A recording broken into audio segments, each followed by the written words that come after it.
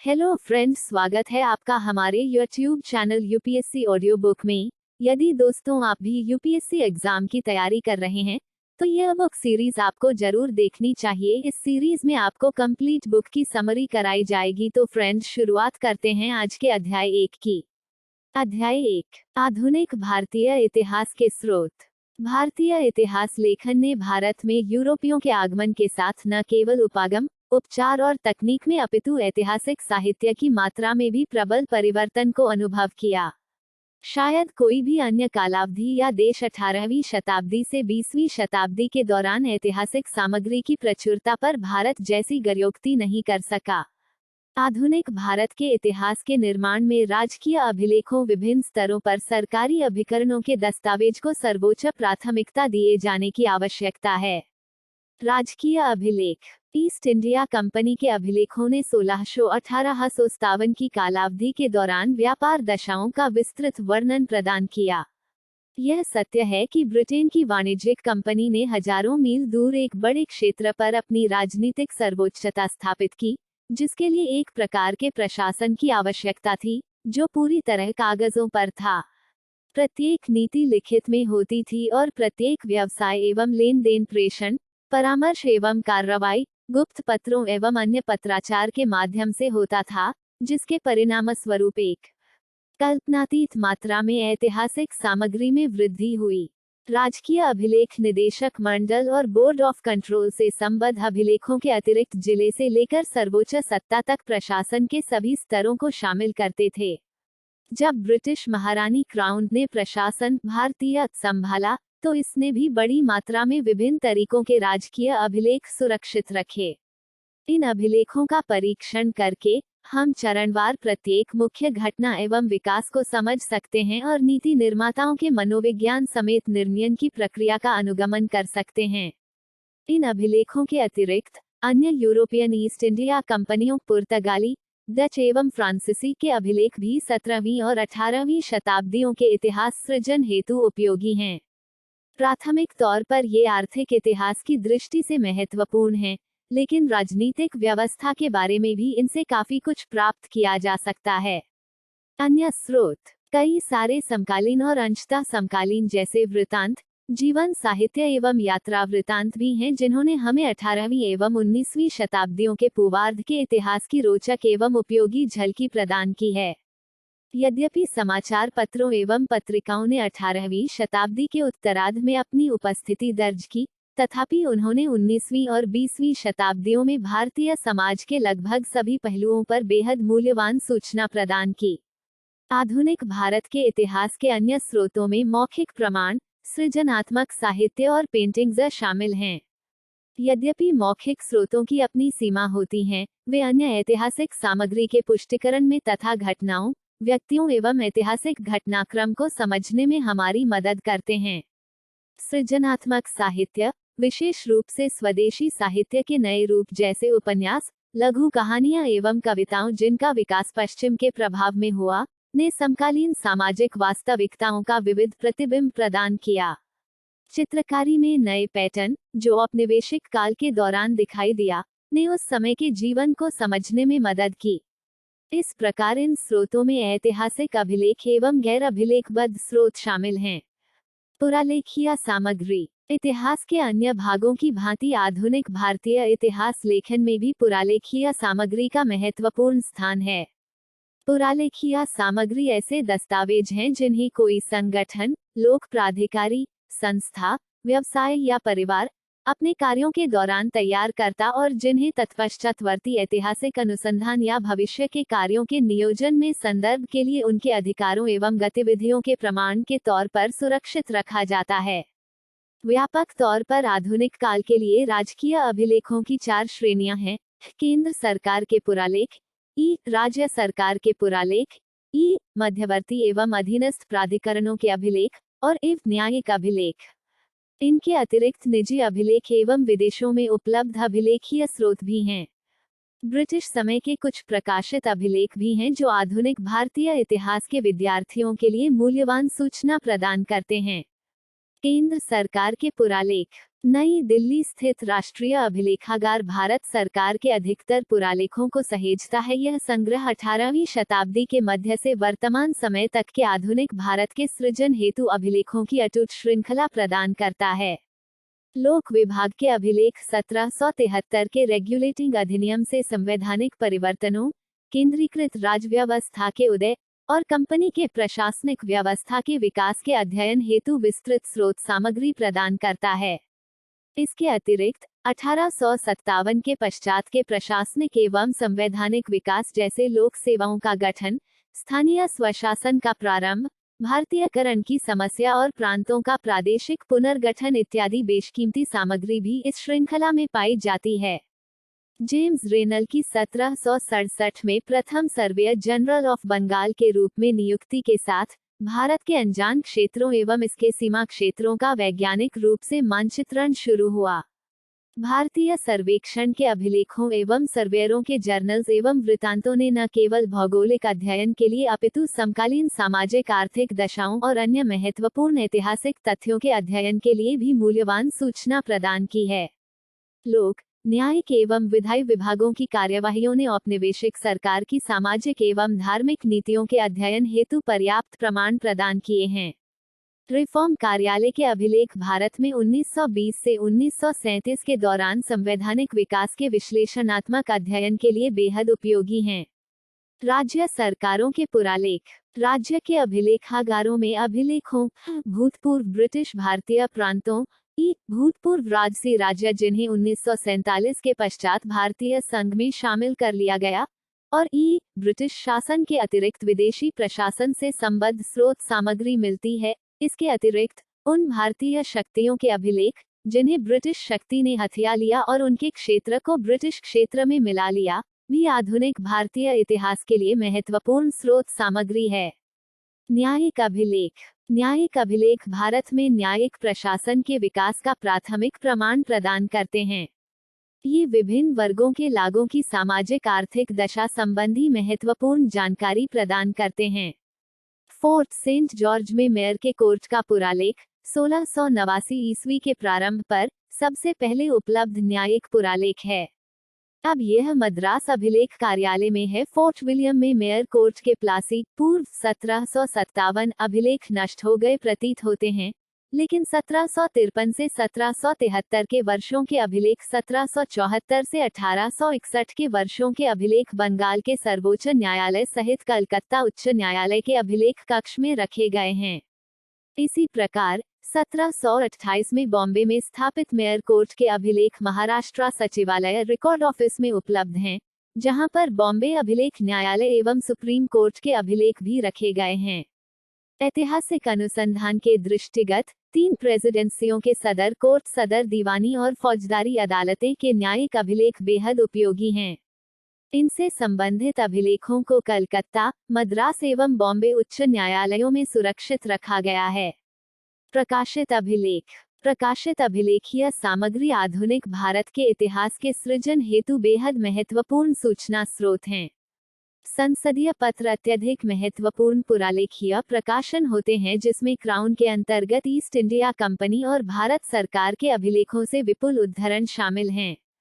1801-1907 के बीच जारी संसदीय पत्रों की सूची उपलब्ध है। राष्ट्रीय अभिलेखागार और विभिन्न राज्य अभिलेखागारों द्वारा जारी अभिलेख प्रकाशन आधुनिक भारतीय इतिहास के विद्यार्थियों के लिए अत्यधिक उपयोगी हैं। भारतीय एवं प्रांतीय विधानमंडलों की कार्यवाहियां, केंद्रीय एवं प्रांतीय सरकारों द्वारा प्रकाशित गजट और समय समय पर जारी विधियों एवं विनियमों का संग्रह भी ऐतिहासिक शोध हेतु उपयोगी सामग्री है। निजी पुरालेख, निजी अभिलेखों में व्यक्तियों एवं परिवारों से संबद्ध पत्र एवं दस्तावेज होते हैं, जिन्होंने आधुनिक भारत, व्यवसाय एवं औद्योगिक निगमों तथा राजनीतिक, सामाजिक, धार्मिक, शैक्षिकी एवं सांस्कृतिक गतिविधियों को समर्पित संस्थाओं, समाजों एवं संगठनों के विकास में महत्वपूर्ण भूमिका अदा की है। देश की शैक्षिकी एवं सांस्कृतिक उन्नयन से संबद्ध समृद्ध सामग्री विश्वविद्यालयों एवं शैक्षिकी संस्थानों के पुरालेखों में उपलब्ध है। बैंकों, व्यापार घरानों और चैम्बर ऑफ कॉमर्स के अभिलेख आर्थिक परिवर्तनों के अध्ययन में बेहद उपयोगी हैं। राष्ट्रवादी आंदोलन के प्रसिद्ध एवं प्रमुख नेताओं के पत्र तथा नई दिल्ली स्थित नेहरू मेमोरियल म्यूजियम एवं लाइब्रेरी में भारतीय राष्ट्रीय कांग्रेस जैसे संगठनों के अभिलेख भारतीय स्वतंत्रता संघर्ष के इतिहास के संवर्धन में अत्यधिक उपयोगी हैं। विदेशी संग्रहालयों की पुरालेख सामग्री। विदेशी संग्रहालयों में आधुनिक भारतीय इतिहास से संबंधित बड़ी मात्रा में ऐतिहासिक सामग्री है। उदाहरणार्थ, यूरोपियन संग्रहालय में भारतीय महत्व की पुरालेखीय एवं पांडुलिपि सामग्री व्यापक एवं विविध है। India office records Commonwealth relations office, London में कई सारे महत्वपूर्ण पुरालेखीय समूह हैं जो हमारे देश में उपलब्ध नहीं हैं। ब्रिटेन में कई पुरालेखीय एवं पांडुलिपि संग्रहालय, विशेष रूप से लंदन में ब्रिटिश संग्रहालय में ब्रिटिश वायसराय, राज्य सचिवों एवं अन्य उच्च स्तरीय सिविल एवं सैन्य अधिकारियों के पत्रों का संग्रह है जिन्होंने भारत में कार्य किया और जिनकी उपयोगिता को बमुश्किल ही आकलित किया गया। Church missionary society of London जैसी मिशनरी सोसाइटी के पुरालेख विशेष महत्व के हैं जिनके पुरालेख देश भारत में शैक्षिक एवं सामाजिक विकास के बारे में समृद्ध सूचना लिए हुए हैं।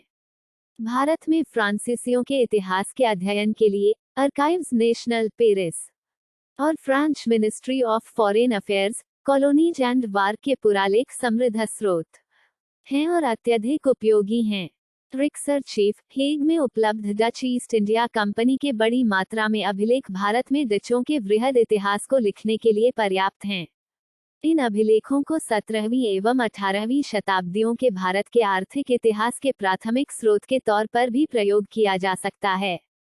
भारत में 1777 के पश्चात डच उपनिवेशों से संबंधित दानिश क्राउन और डच ईस्ट इंडिया कंपनी के रिक्सरकेविट, कोपेनहेगन में उपलब्ध अभिलेख त्रकोम्बर और सेरामपुर के बंदोबस्त के बारे में जानकारी का प्राथमिक स्रोत हैं। इसी प्रकार national archives of Portugal, Lisbon में भारत में पुर्तगालियों से संबंधित मौलिक पत्रों का संग्रह है। भारतीयों द्वारा विदेशों में चलाई गई राष्ट्रवादी गतिविधियों के इतिहास के सृजन के लिए विभिन्न देशों के विदेश मामलों संबंधी कार्यालयों के पुरालेख बेशकीमती हैं। उदाहरणार्थ, यूरोप में भारतीय क्रांतिकारियों के बारे में उपयोगी सूचना या जानकारी जर्मनी फॉरेन ऑफिस के अभिलेख में है और संयुक्त राज्य अमेरिका में भारतीय क्रांतिकारियों पर जानकारी अमेरिका के स्टेट डिपार्टमेंट और जस्टिस डिपार्टमेंट के पुरालेखों में उपलब्ध है। हालांकि आधुनिक भारतीय इतिहास के 1947 से पूर्व के बेहद महत्वपूर्ण और समृद्ध पुरालेख स्रोत अब पाकिस्तान में अवस्थित हैं।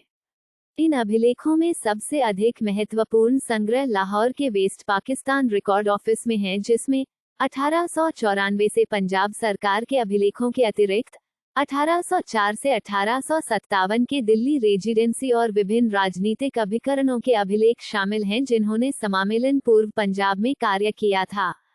पेशावर में स्थित अभिलेख कार्यालय में 1819 से 1900 में पेशावर के कमिश्नर के अभिलेख और 1901 से उत्तर पश्चिम सीमा के प्रांतों के अभिलेख उपलब्ध हैं।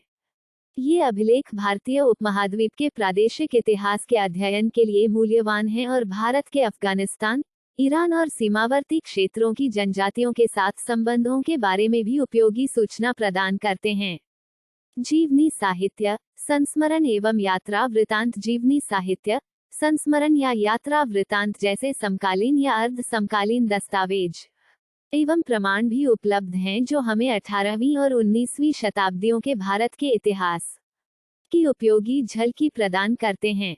व्यक्तिगत अभिलेखों का महत्व। कई यात्री, व्यापारी, मिशनरी एवं सिविल सर्वेंट जो इन शताब्दियों के दौरान भारत आए ने देश के विभिन्न हिस्सों पर अपने अनुभवों एवं प्रभावों की छाप छोड़ी। इन वृत्तांतों ने आधुनिक भारतीय इतिहास के अध्ययन हेतु बेहद उपयोगी स्रोत का कार्य किया है। इन लेखकों के समूह में सर्वप्रथम मिशनरीज ईसाई धर्म प्रचारक आते हैं, जिन्होंने स्थानीय निवासियों में सुसमाचार का प्रचार करने के लिए भारत में अधिकाधिक मिशनरीज भेजने के लिए तथा अपने संबद्ध समाजों को प्रोत्साहित करने हेतु लेखन किया।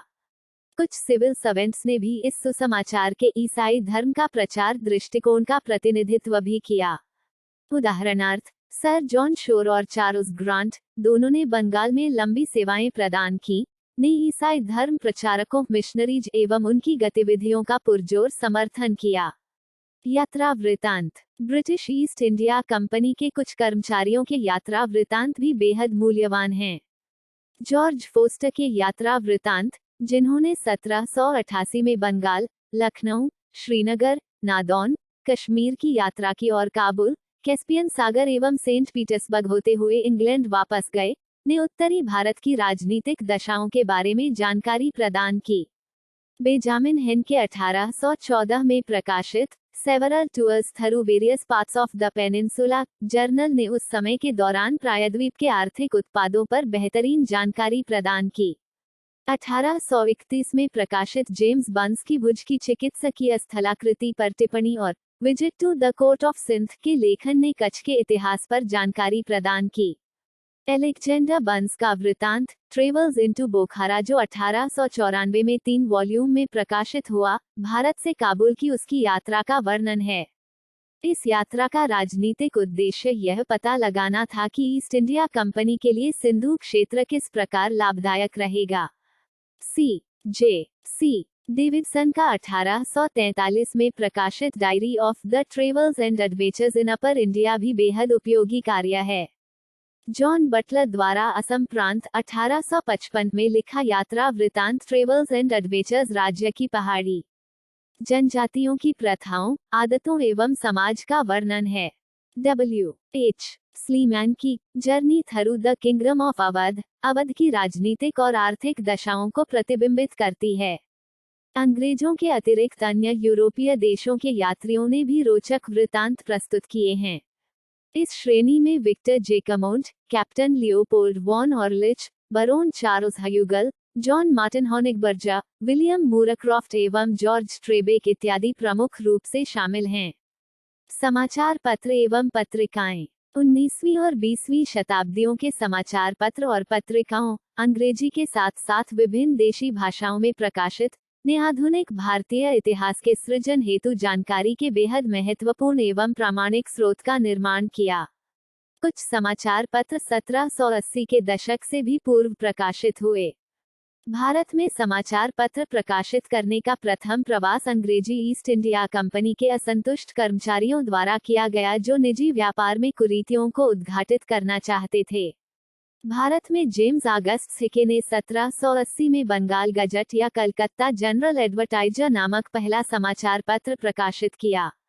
तत्पश्चात the Calcutta Gazette 1784, the Bengal Journal 1785, the Oriental Magazine of Calcutta या Calcutta Amusement 1785, the Calcutta Chronicle 1786, the Madras Courier 1788 और द बॉम्बे हेरल्ड 1789 जैसे कई प्रकाशन प्रकट हुए। महत्वपूर्ण समाचार पत्र। प्रेस एक्ट 1835 की नर्म नीति, जो 1856 तक जारी रही, ने देश में समाचार पत्रों के विकास को प्रोत्साहित किया। 19वीं शताब्दी के उत्तरार्ध से कई प्रभावशाली समाचार पत्र प्रसिद्ध एवं निडर पत्रकारों के नेतृत्व में सामने आए। कुछ महत्वपूर्ण समाचार पत्र थे। जी सुब्रमण्यम अय्यर के संपादकत्व में द हिंदू और स्वदेश मित्रन, बालगंगाधर तिलक के नेतृत्व में केसरी और महाराष्ट्र, सुंदरनाथ बैनर्जी के तहत बेंगाली, शिशिर कुमार घोष और मोतीलाल घोष के नेतृत्व में अमृत बाजार पत्रिका, गोपाल कृष्ण गोखले के तहत सुधारक, एन सेन का इंडियन मिरर, दादाभाई नौरोजी का voice of India, GP. Verma का एडवोकेट, पंजाब में ट्रिब्यून एवं अखबार, बॉम्बे में इंदु प्रकाश, ध्यान प्रकाश, कल एवं गुजराती, बंगाल में सोम प्रकाश बंग निवासी एवं सारनी। यह रोचक तथ्य है कि 1885 में गठित भारतीय राष्ट्रीय कांग्रेस के लगभग 1/3 संस्थापक पत्रकार थे। विदेशी प्रकाशन। कुछ समाचार पत्र एवं पत्रिकाओं का प्रकाशन विदेशों में भी हुआ। उदाहरणार्थ, श्यामजी कृष्ण वर्मा ने लंदन में इंडियन सोशियोलॉजिस्ट का प्रकाशन किया। इसी प्रकार मैडम भीकाजी कामा ने पेरिस से वंदे मातरम और वीरेंद्र नाथ चट्टोपाध्याय ने बर्लिन से तलवार प्रकाशित किया। इस संदर्भ में 20वीं शताब्दी के दूसरे दशक के दौरान सैन फ्रांसिस्को से गदर पत्र गदर पार्टी के मुखपत्र के तौर पर प्रकाशित किया गया और वैंकूवर से तारकनाथ दास का हिंदुस्तान प्रकाशित हुआ। इन सभी ने विदेशों में क्रांतिकारी एवं राष्ट्रवादी गतिविधियों पर पर्याप्त प्रमाण एवं जानकारी प्रदान की।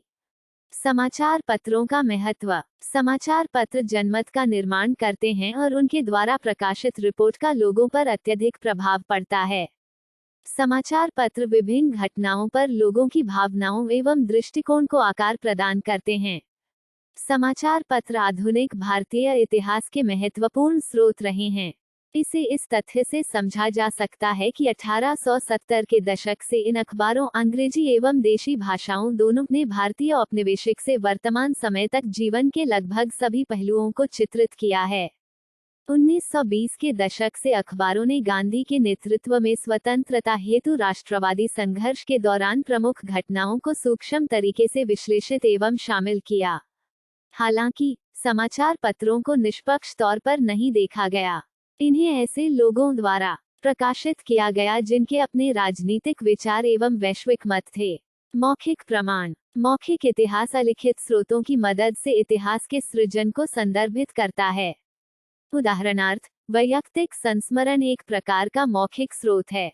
मौखिक स्रोतों से इतिहासकार अपने विषय की सीमाओं का विस्तार कर सकते हैं। हालांकि कई इतिहासकार मौखिक इतिहास के प्रति संशक्ति हैं। वे इसे नकारते हैं चूंकि मौखिक तथ्यों में प्रामाणिकता एवं कालक्रम का अभाव होता है और वे अस्पष्ट हो सकते हैं। इतना होते हुए भी ये स्रोत महत्वपूर्ण है, जैसा कि वे इतिहासकारों की अन्य स्रोतों से जुटाई जानकारी की पुष्टि करने में मदद करते हैं।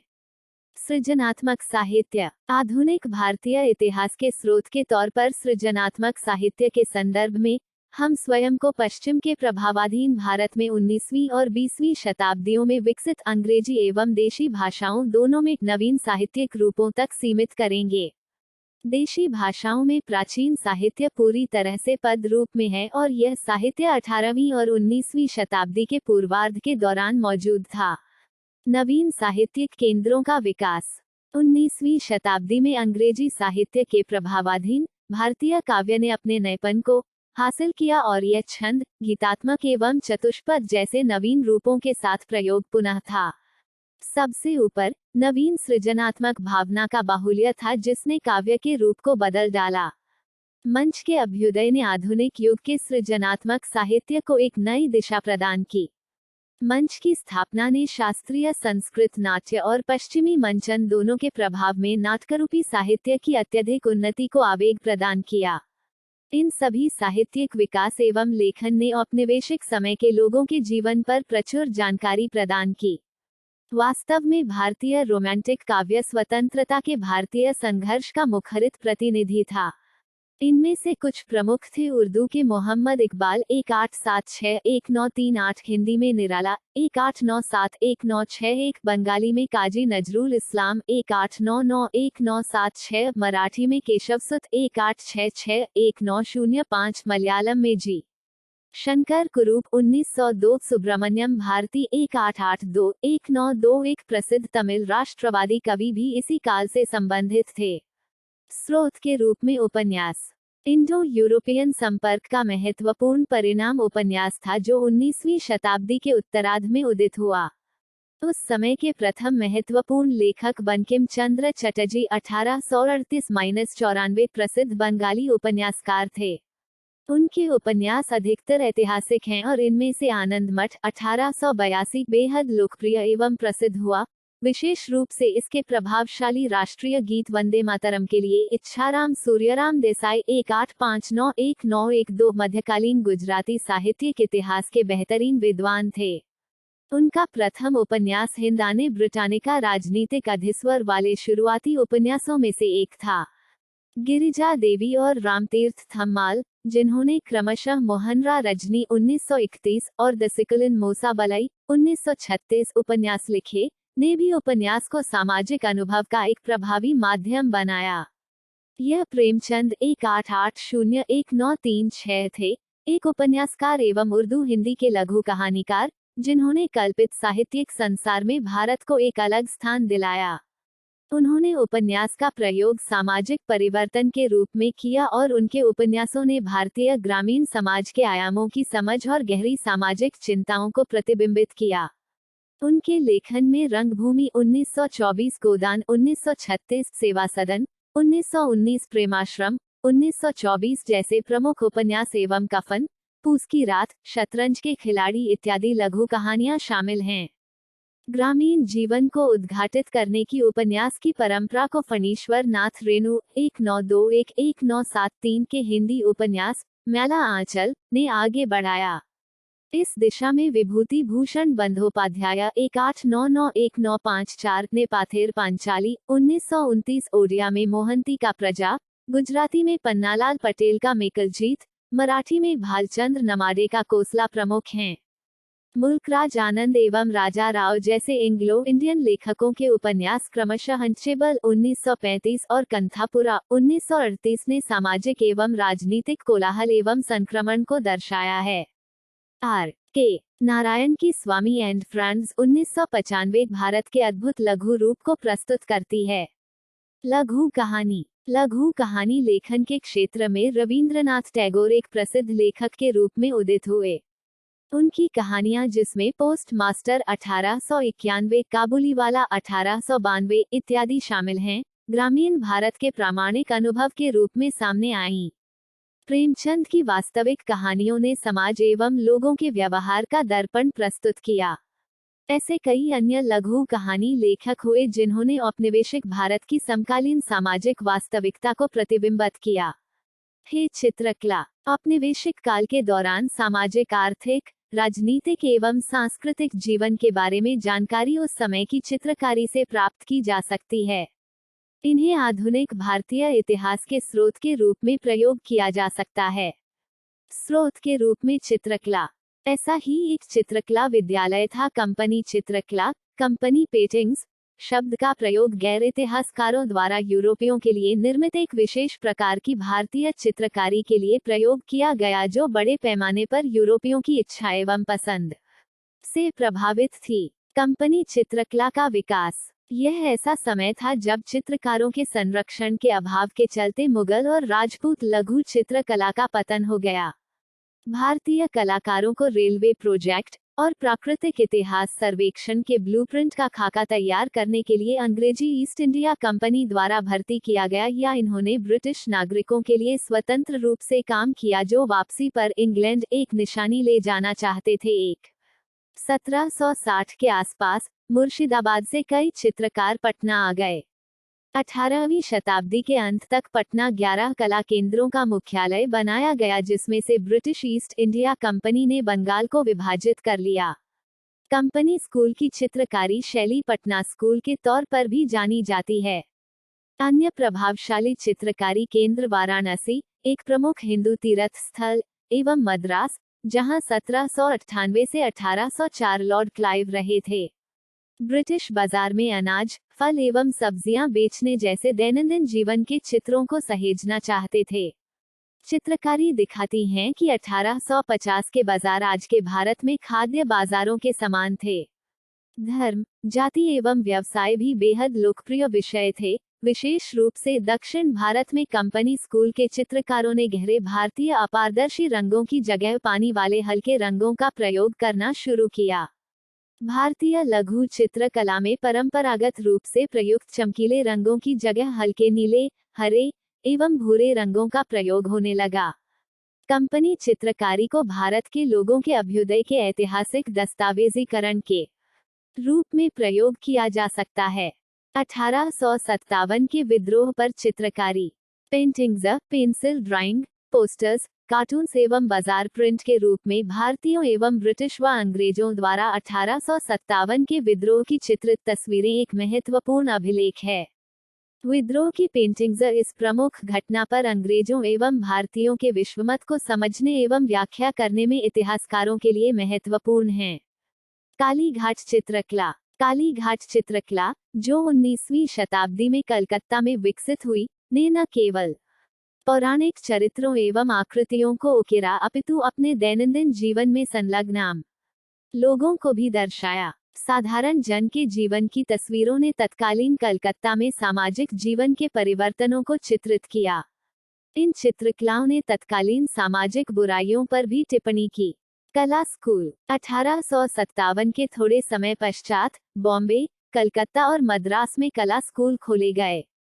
इनमें शिक्षण पद्धति एवं पाठ्यक्रम ब्रिटिश रॉयल अकेडमी पर आधारित था।